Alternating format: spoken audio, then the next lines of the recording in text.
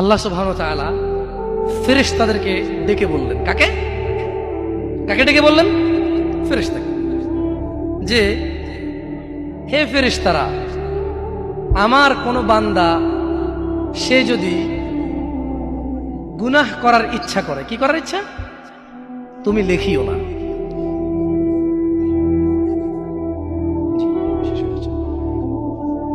তাহলে ফেরেশতাদেরকে আল্লাহ কি বললেন? আমার কোনো বান্দা গুনাহ করার ইচ্ছা করলে তোমরা তা লিখিও না, যতক্ষণ পর্যন্ত সে না করে। যখন সে এই অপরাধ করে ফেলে তোমরা লেখিও, বাড়তি লেখিও না, যতটুকু করেছে অতটুকুই লিখবা। কিন্তু জানেন আল্লাহ আপনাকে কত ভালোবাসে? এই সেম আল্লাহ ফেরেশতাদেরকে বললেন, শোনো, আমার কোনো বান্দা যদি কোনো ভালো কিছু করার নিয়ত করে সঙ্গে সঙ্গে নেকি লিখে ফেলো। সুবহান। আমার কোনো বান্দা যদি ভালো কিছু করার নিয়ত করে সঙ্গে সঙ্গে লিখে ফেলো। সে এই কাজটা করা পর্যন্ত অপেক্ষা করার দরকার?